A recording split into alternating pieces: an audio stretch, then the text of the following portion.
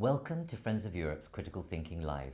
You're with me, Dharmendra Kanani, Chief Spokesperson at Friends of Europe, and Critical Thinking Live is our digital platform where we bring you leaders, influential people, decision makers, those who are in the know and those who shape and influence policy to discuss matters of the day in Europe but also the world. This particular Critical Thinking Live is part of our week-long campaign where we are basically saying, do not normalize this war. By that, the invasion of Ukraine by Russia, which was this time last year, and we are 12 months in, and we are continuing to see the bloodshed, the ravaging of people and communities, and the destabilizing of international politics and geopolitics. So it gives me great pleasure on this occasion, as a part of this campaign to not normalize the war, I'm joined by Jaime Nadal, who is the UNFPA representative to the Ukraine. Jaime, thank you very much for joining us. It's a real pleasure to have you and a privilege because you were actually in Ukraine at the time of the invasion. And I think our listeners and viewers would find it, it's not an interesting issue, it's but to understand what it was like. What did it feel like to be in a situation, in a country that's just been invaded by one of the biggest powers in the world? Jaime, over to you and welcome. Thank you very much, Dharmendra. And well, very pertinent question. And yes, I mean, my recollection of the 24th of February is one of fear, one of uncertainty, one where you could really see the suffering and the despair among the population. I mean, those millions and millions of people leaving Kiev in the direction of the west of Ukraine, heading to what they thought was a safer location, a safer area where they could seek some shelter and try to recompose their lives in the middle of a situation that was, as I said before, very uncertain. I remember that my initial reaction was, wondering and trying to figure out how to provide support for the victims of gender-based violence that were in the shelters and the facilities. My top priority at that point was about trying to provide continuum support to the women that were in the hospitals, in the maternities, in the perinatal centers in Ukraine, making sure that they were going to get the kind of services that they need in order not to lose their life, giving life. How to make sure that the women that were in the shelters getting protection from gender-based violence were going to continue getting those services in the middle of a war, in that situation of extreme violence and uncertainty. How was, that 10-year-old girl going to continue going to school and continue their education and their socialization in the context of that war? That was the primary concern that I had, that my colleagues at UNFPA had. And that concern and that, all those worries were happening at the same time that we ourselves were trying to get shelter Indeed. From the invasion. Share that moment with us, would you? Because you have suddenly this bombing, shelling happening. A war takes over within 24 hours. You've got a staff team there as well to look after. What did that feel like at that time? Well, we stayed in Kiev until the 3rd of March, so about a week into the invasion. During that time, we recomposed the team in Western Ukraine. We secured, safe passage, a safe transit of pretty much everyone from my office into that safer location.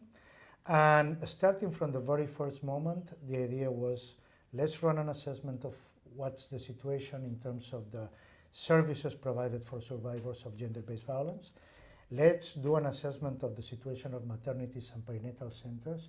Let's try to find out what is happening there and how can we provide some meaningful support for them to keep providing those services for the women, for the girls. And this is what we did. The team at that point, there was a very high level of stamina and determination to bounce back and provide that very much needed assistance, humanitarian assistance to the country. I think that still remains, but I have to say also that as we move into more of a protracted crisis, I can also see that this is having an impact. There is fatigue among many humanitarians. I can imagine that fatigue must be kicking in now, given it's continued, it's got worse, and there's no end in sight. Tell us what it's like for your staff, you and others that are involved in this, which is also a humanitarian crisis. It's a complex situation. The staff are reporting to office every day. They are dealing with some very difficult personal situations. Many of them, they don't know if they are going to see their parents again because their parents are across the contact line on the other side.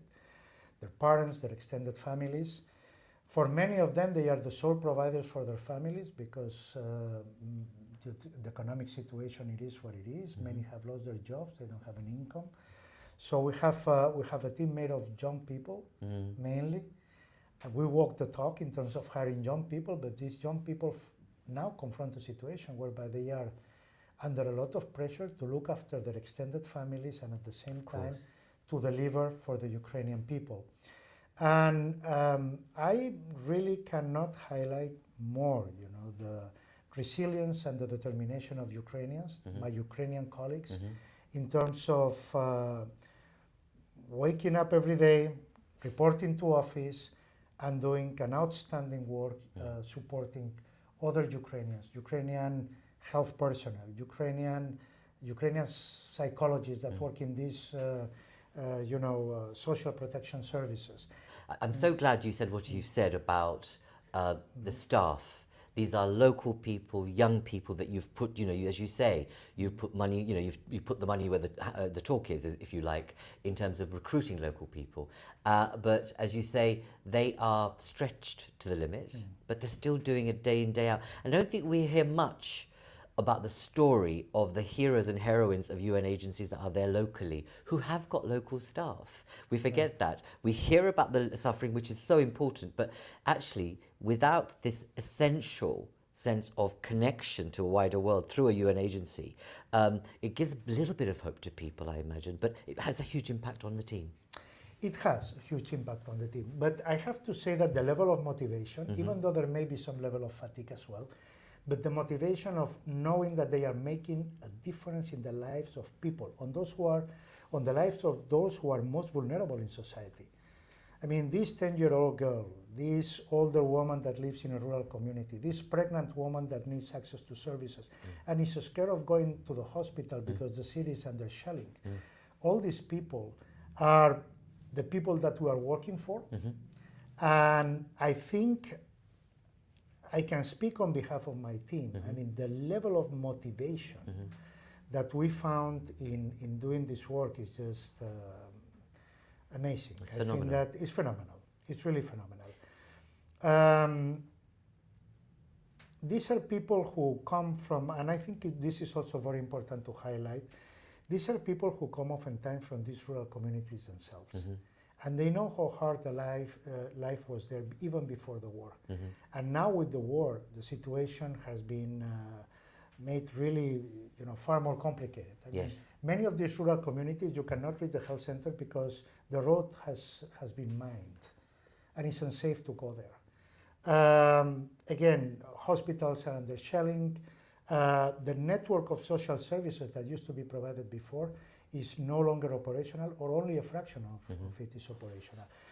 Restoring and revamping the services, making sure that those women, those girls have access to services that may save their lives, is a very strong motivation for the team. Jaime, let's move to the issues that you've just touched upon. We've talked about the staff, local people, hired by you, young people from the country, and you've explained the toll it's taken on them as people in communities who are watching their own families suffer whilst they are trying to uphold services. Share with us, would you, because I find this question of how do you continue maintaining a service? Because you see the images of buildings being shred to nothing. You see images of the shelling and the people who have died, the infrastructure that's being destroyed. Tell us, how do you as an agency continue? What are the means by which you continue to provide reproductive health care, or women and girls that are fearing for their safety when they're experiencing violence because they are women and girls by, let's say, Russian army and others. Share with us, how do you do that? Yes, the focus of our intervention from the very beginning in the area of sexual and reproductive health was about providing hospitals with the kind of supplies that they needed in order to continue performing their duties and providing services for women, making sure that women would get the kind of qualified attendance at birth, that they were not putting their lives at risk at the moment of giving birth. And in that respect, very early on, from the moment the war started, we put in place this logistic supply chain. More than 100 metric tons of supplies were delivered to Ukraine, to these 51 maternities in the country, Wow. so they could continue operating and functioning for those women and girls who needed those services.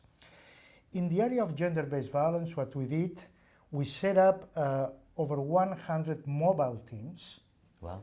in the country that could complement the network of facilities that was available before the war, but that regrettably, because of the war, was no longer operational. So we came up with what I think it was an innovative solution to put in place these over 100 teams that go to places in Ukraine where transportation was no longer available, where oftentimes they were providing services to older women with limited mobility, and they were going there providing psychosocial support and making any referrals to the services that could still be available, whether they were health services or social protection services. This is what we did at the very beginning of the war. But of course, as this war is becoming a protracted situation, we need, on the one hand, to make sure that we keep on providing life-saving services in the areas that are most affected by the war. Not all the countries in the same situation. I was in Isium not that long ago, and I could see the level of destruction in the public infrastructure, in the civilian infrastructure, the hospital, almost completely destroyed. I mean, in a place like that, we are still providing, supporting the state to continue providing life-saving services, sexual and reproductive health services, supplies like, for instance, whatever is needed in order to conduct a C-section. So the woman, if she develops a complication at childbirth, she can get the proper access that she needs. Making sure that referral services for a woman that is a survivor of conflict-related sexual violence, well, that those services are available. And we have established something called survivor relief centers that provide the front desk where they can access the different services that the state can provide for them. And this is being done not just with the state, but also with civil society organizations that work at the community level and on the ground. So there are many things that can be done. It takes, of course, the ability to recompose the team quickly. It takes determination. It takes the ability to identify some key priorities that will provide life-saving interventions at the very beginning when they are most needed. And it takes, of course, support from the international community in order to get the resources needed to implement those solutions. We never imagined this war would take place, and you've given us an insight into what it is to be able to be a UN agency that continues to provide reproductive health services to women and girls, but also to victims and survivors of violence. And you've also set out for us some of the initiatives you've put into place. A question that must be in the minds of those people who are watching and listening is that you weren't trained for this. I mean, I don't mean you personally, but a UN agency, in terms of your disaster scenario planning, was this ever something that you'd already prepared for in terms of making sure you could get the supply chains out there, that you could have the infrastructure out there? Corporate-wise, yes.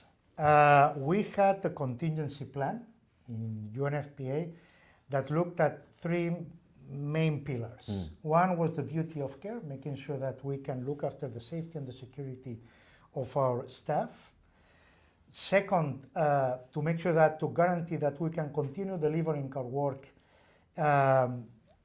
under the humanitarian imperative, of course, and that we can guarantee that all women can continue making use of family planning if they want to, in spite of the war situation, that we can prevent all maternal deaths in that war situation, and that we can also eradicate or continue fighting gender-based violence in the context of the war. These three pillars of our intervention were contemplated in this contingency plan, and Right. I have to say that we were able to implement it pretty effectively.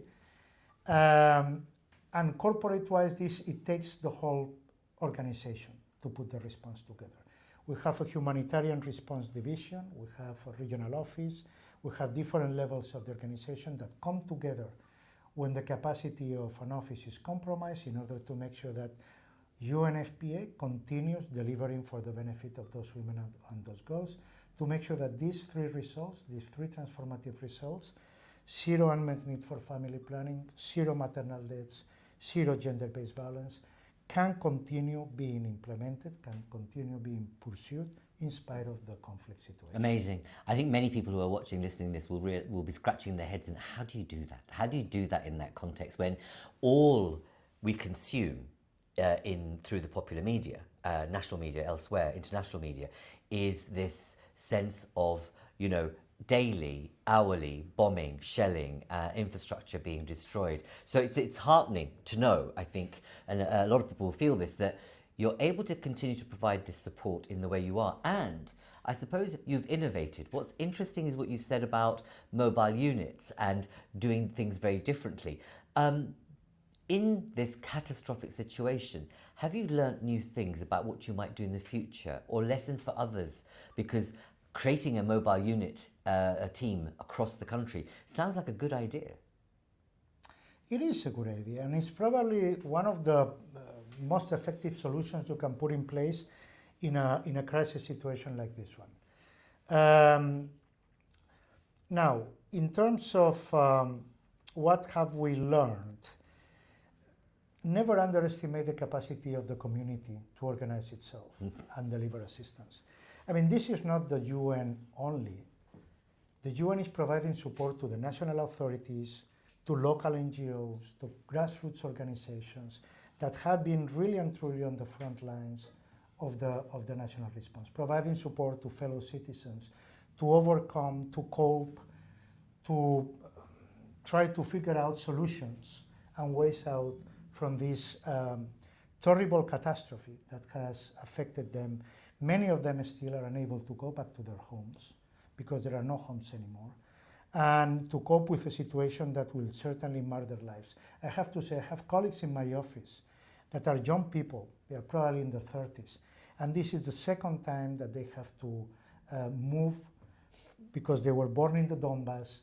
In 2014 they have to relocate to Kiev, and now they have to relocate again. So for these people, the trauma that this has created, but also the resilience of being there and being every day doing something meaningful for the benefit of the larger community is something that is extremely motivating, and is something that is driving the team really to a level where they find solutions. Indeed. So creativity out of necessity, that level of creativity that stems from the situation of necessity, the work at the community level, making sure that we provide that support to the community activists and the grassroots organizations so they can engage and deliver, that's fundamental for us. You touched upon a really important point that pulls me into kind of, as we conclude this conversation, I have a couple of more questions, which one is about the mental health issue. Because you've just spoken about a generation that's experienced two types of trauma, this one being the second, of having to move and then deal with disaster around them. But actually, for the communities, this is as much a war about values and democracy as it is about the treatment of women and girls. We've seen the biggest exodus since Second World War of women and children leaving a country and entering mainland Europe, if you like. And that's a sharp, breathtaking story, because it's been interesting how Europe has responded and come together to provide support. But that won't last long when we know that the crisis of livelihoods and crisis of living is going to bite into people's pockets, and they'll feel slightly ungrateful, or rather feeling that we don't want to continue like this because actually we can't eat or heat our homes. In the context of where you find yourself right now, what are your priorities? What are your we're 1 year in to the war. What are your priorities as an agency in that wider context? Right. Well, our priorities are several. We need to make sure that the services that used to exist before the war are restored, and that the protection, in particular in the area of protection, are fully operational again. We need to do that differently depending on whether we are talking the east and the south of Ukraine, the areas that have been deoccupied, the areas that are closer to the line of contact, to the front line. We need to make sure that those women, those girls have access to life-saving services immediately. That's the humanitarian life-saving part of our work, and that is a top priority. Ideally, we should have access to areas that are temporarily occupied by the Russian Federation, because in those areas we know there are also needs in terms of protection of girls and women that may have been subject to gender-based violence, including conflict-related sexual violence, or that may require access to sexual and reproductive health services. That's fundamental. Access and a highly localized approach that will focus on life-saving interventions in the east and south of Ukraine, and that will focus on restoring the systems and the government and the state structures to deliver for its citizens, for those women and those girls in western and central Ukraine. Okay. So it's a combination of different approaches depending on the context that we are operating with. Mm-hmm. That is very different whether we are talking east and south, from the west and central Ukraine, and it's also very different depending on the time. At the beginning of the war, we were talking about an acute crisis. The needs were mostly life-saving. Now we are seeing how for many families, and these are women, by the way, women are really the fabric of society these days in Ukraine, because they are the ones who are holding up their families, looking after the children, looking after older adults. They have exhausted their savings in many cases. Their access to livelihoods is gone. And access to cash assistance and to social protection programs that will ensure that they can sustain themselves and their families and keep the social fabric together is going to be fundamental for the future. Whatever contribution we can make to that, we will of course be making. We don't work alone, we work together with the rest of the UN family in the country, together with other humanitarian Indeed, but partners. you've made such a powerful point as we conclude this interview about the importance of women as both not only providers but the holders of the social fabric in so many ways. And we know from experience and history, women can do a lot with very little. But what you're saying is that even that little bit is running out. Zelensky's been on his European tour, global tour, asking for more fighter jets, okay, which is important in terms of the war against Russia and trying to achieve some strength and modalities to appear to be winning rather than losing. As a UN agency, what do you need? What do people need to hear from you about what more could people do when you describe the issue of safety, welfare, cash? Is there anything people could be doing right now in helping the UN agencies? Well, I have to say that we have found a lot of support coming from member states, but also coming from the Ukrainian government. I think that there is a clear realization in the Ukrainian government of the importance of preserving the social safety net in the country. And I do believe that there is a very good level of alignment between that priority, as stated by the government, and the international community. Let me give you an example. In the middle of this war, the government of Ukraine ratified the Istanbul Convention, a convention that looks after the protection of women who suffer from gender-based violence in the middle of the war. That's a very strong and powerful political statement in terms of the importance that is being assigned to the protection of women and girls in the war. We need to continue providing support to that. The convention was ratified, but now we need to implement it. And we need to find ways of implementing the convention, supporting the government in that implementation. And of course, I take almost for granted that the international community is fully behind the government of Ukraine in that respect. Thank you. My final question to Jaime, and thank you for being frank and honest and reflective about the situation we find ourselves in. But you are a UN agency, so I know there's certain things you're not able to comment on because you are the UN and as an independent agency. This interview sits part of a wider campaign of ours at Friends of Europe, which states very simply, do not normalise this war. What role can you play as an agency to reinforce this very important point we believe about not normalising this war? Well, we will continue delivering our programs in Ukraine. We are determined to stay and to scale up our interventions in Ukraine in order to guarantee that all women have access to life-saving services, whether they are reproductive health, whether they are GBV, protection from gender-based violence.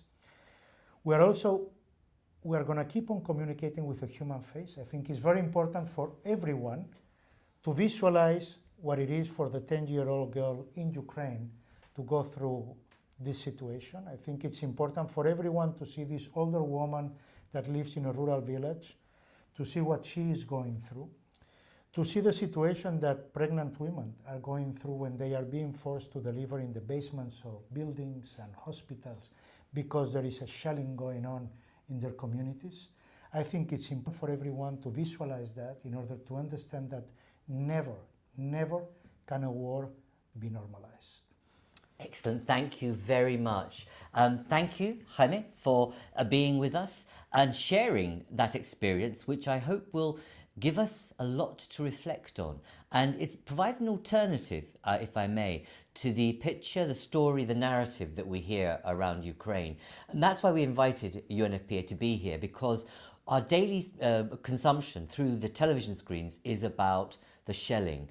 This is about a human face to that situation and understanding what a UN agency actually does on the ground at the time of war. And as we've heard, this is a powerful story about the resilience, survival, and the interventions of women and girls, but also, as Jaime said, let us not forget those images he's crafted for us of that 10-year-old child, the mother, that's securing access to reproductive processes and health, and women who are going through gender-based violence. Remember that when we think about this war, and actually why, as he says, not to normalise this war. Thank you for watching and thank you for listening to us, and I hope that you're able to follow this campaign throughout this entire week. Thank you, take care, and see you again on our screens very shortly.